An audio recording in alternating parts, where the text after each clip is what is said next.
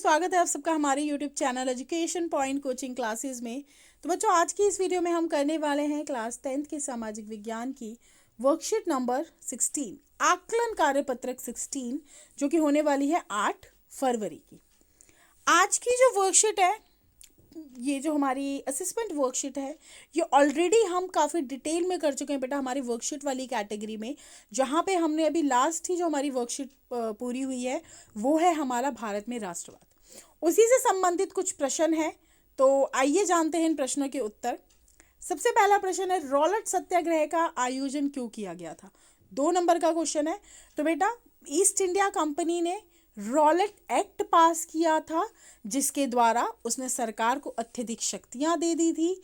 Police को यह शक्ति दे दी थी कि वो शक के आधार पर किसी भी व्यक्ति को बिना कार्यवाही करे 2 साल के लिए जेल में डाल सकते थे और व्यक्ति के पास स्वतंत्रताएं समाप्त हो गई थी। तो इसी एक्ट के खिलाफ गांधी जी ने रॉलेट सत्याग्रह की शुरुआत की थी।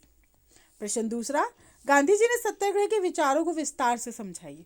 तो सत्याग्रह की अगर बात करें तो गांधी जी का कहना था कि सत्याग्रह एक ऐसा तरीका है जिसमें हम अहिंसा के मार्ग पर चलकर अपने उद्देश्य की प्राप्ति कर सकते हैं, बशर्ते हमारा जो उद्देश्य है वो सत्य होना चाहिए, सत्य की खोज के लिए होना चाहिए। प्रश्न तीसरा, असहयोग आंदोलन के विभिन्न चरणों की व्याख्या कीजिए। बेटा देखो, अगर असहयोग आंदोलन की बात करें तो इसकी शुरुआत 1920 में हो गई थी, जहां गांधी जी ने अपनी एक किताब हिंद स्वराज में ये लिखा था कि अंग्रेज जो है या ईस्ट इंडिया कंपनी है वो भारत में इतने विकसित इसलिए हो पाए हैं क्योंकि हमने उनका सहयोग किया है। अगर हम उनका सहयोग नहीं करेंगे तो वो अपने आप नीचे आ जाएंगे, अपने आप उनका जो झंडा है वो ध्वस्त हो जाएगा। तो पहली पॉइंट तो यही हुआ। दूसरी बार इन्होंने शुरुआत करी कि हम धीरे धीरे क्या करेंगे, वस्तुओं को छोड़ना शुरू करेंगे, बायकट करना शुरू करेंगे। पहले इसका काफ़ी बढ़ चढ़ का पार्टिसिपेट किया शहरों के अंदर लोगों ने अपनी नौकरियां छोड़ दी, लोगों ने विदेशी सामान खरीदना छोड़ दिया। उसके बाद धीरों में खैर गांव शहरों के अंदर ये धीरे धीरे समाप्त हो गया। इसके अलावा अलग अलग गाँव में, अलग अलग क्षेत्रों में यह आंदोलन किया गया। हर किसी गांव की जो समस्या थी, सबने अपने हिसाब से इस आंदोलन की शुरुआत करी। वहीं प्रश्न चौथा, राजनीतिक नेता पृथक निर्वाचन के सवाल पर क्यों बटे हुए थे? देखो, राजनीतिक नेता में भी अगर मैं बात करूं तो सिर्फ 2 ही ऐसे समूह थे जो अलग से अपना निर्वाचन समूह चाह रहे थे। एक तो थे डॉक्टर BR अम्बेडकर, क्योंकि उनका मानना था कि भारत में जातिगत भेदभाव समाप्त होने वाला नहीं है और अगर दलित प्रजाति को अपने अधिकारों की रक्षा करनी है तो उनके लिए एक अलग से आरक्षित क्षेत्र होना ज़रूरी है। वही अगर हम बात करें, जो दूसरा समूह था वह था मुस्लिम समूह, जिन्होंने बोला था कि आज स्वतंत्र मतलब हम ईस्ट इंडिया कंपनी के अंडर है और उसमें भी हमें अधिकार प्राप्त नहीं हो पा रहे हैं। तो उन्होंने अपने अधिकारों की रक्षा के लिए डिमांड करी थी कि मुस्लिम कम्युनिटी के लिए भी आरक्षित क्षेत्र हो। तो इसलिए भारत में ये 2 समूह थे जिन्होंने अपने लिए अलग से आरक्षित राजनीतिक क्षेत्र की बात करी। प्रश्न 5वां, प्रथम विश्व युद्ध ने भारत में राष्ट्रीय आंदोलन में विकास में किस प्रकार योगदान दिया? मोस्ट इंपॉर्टेंट क्वेश्चन, और ये हमने वर्कशीट में हमारी काफ़ी डिटेल में की है कि देखो, प्रथम विश्व युद्ध 1918 में समाप्त हुआ, लेकिन इसके जो परिणाम थे वो बहुत नकारात्मक साबित हुए भारत के लिए। सबसे पहले तो आयकर भारत में लाया गया। दूसरा, करों में वृद्धि कर दी गई। तीसरा, उस समय लोगों को जबरन भर्ती कराया गया। चौथा, फसलें खराब हो गई जिस वजह से जो वस्तुओं के दाम थे वो 2 गुने हो गए।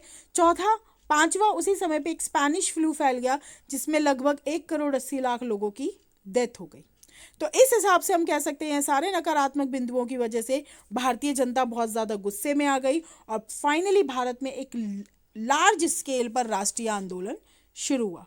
तो सारे के सारे प्रश्न हम ऑलरेडी काफ़ी डिटेल में कर चुके हैं। वहीं अगर अनुच्छेद की बात करें तो पहले पढ़ लेते हैं अनुच्छेद है क्या। आंदोलन की शुरुआत शहरी मध्य वर्ग की हिस्सेदारी के साथ हुई। हजारों विद्यार्थियों ने स्कूल कॉलेज छोड़ दिए। यहाँ पे बात कर रहे हैं बेटा हम असहयोग आंदोलन वाले की। हेडमास्टर और शिक्षकों ने इस्तीफा दिया। वकीलों ने मुकदमा लड़ना बंद कर दिया। मद्रास के अलावा ज्यादातर प्रांतों में परिषद चुनावों का बहिष्कार किया गया। मद्रास में ही सिर्फ बेटा इलेक्शन हुआ था। वहां पे जो एक पार्टी थी वो गैर ब्राह्मणों की थी, जस्टिस पार्टी। उन्होंने बोला यही एक तरीका है थोड़ा बहुत अधिकार लेने का। जो सामान्य रूप से केवल ब्राह्मणों को मिल पाते थे, इसलिए इस पार्टी में चुनावों का बहिष्कार नहीं किया। बाकी सब पार्टियों ने इलेक्शन लड़ना बंद कर दिया। आर्थिक मोर्चों पर असहयोग पर असर और भी ज्यादा नाटकीय हुआ।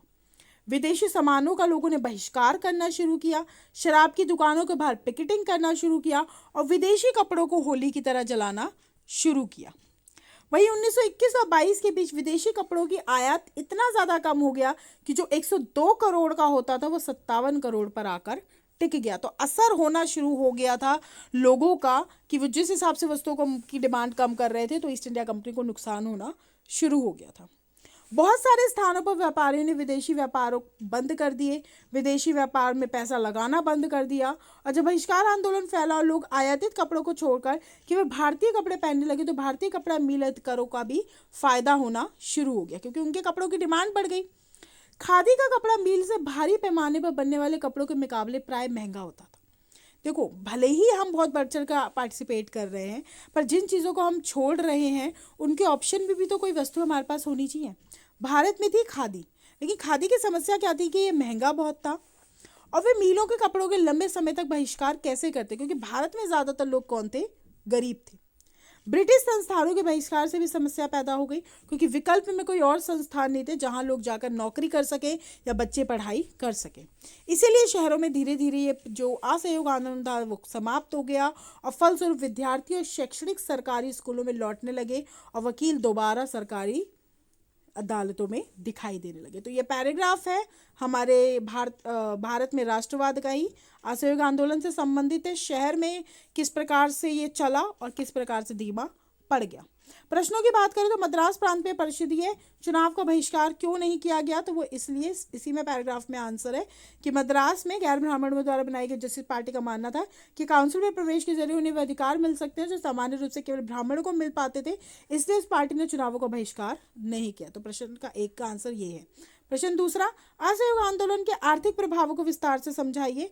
तो आर्थिक प्रभावों की बात करें तो बेटा, लोगों ने विदेशी सामानों का बहिष्कार किया, शराब की दुकानों के बाहर पिकेटिंग की, विदेशी कपड़ों की होली चलाई और इसका असर ये हुआ 1921 और 22 के बीच कि उनकी कीमत 102 करोड़ से घटकर 57 करोड़ पर आ गई। वहीं बहुत सारे व्यापारियों ने विदेशी वस्तुएं खरीदना बंद कर दी और उनमें पैसा लगाना भी बंद कर दिया। प्रश्न तीसरा, आंदोलन शहरों में धीरे धीरे धीमा क्यों पड़ने लगा। देखो, आंदोलन की कामयाबी की जो अगर बात करें तो इसके पीछे रीज़न ये था कि जो भारत में जो खादी का कपड़ा था वो बहुत महंगा था और भारत की ज़्यादा जनसंख्या गरीब थी, इसलिए उन्होंने वापस मील के कपड़े पहनना शुरू किया। वहीं आंदोलन के जो वैकल्पिक भारतीय संस्थान थे उनकी कमी थी और नौकरी की समस्या के कारण और विद्यालयों की समस्या के कारण विद्यार्थी और शिक्षक वापस सरकारी स्कूल में लौटने लगे और वकील दोबारा केस लड़ने लगे। तो ऑप्शन ही नहीं था उनके पास। तो इसी के साथ आज की हमारी आकलन कार्यपत्रक पूरी होती है। मिलते हैं नेक्स्ट वीडियो में, तब तक पढ़ाई जारी रखिए। Thank you so much.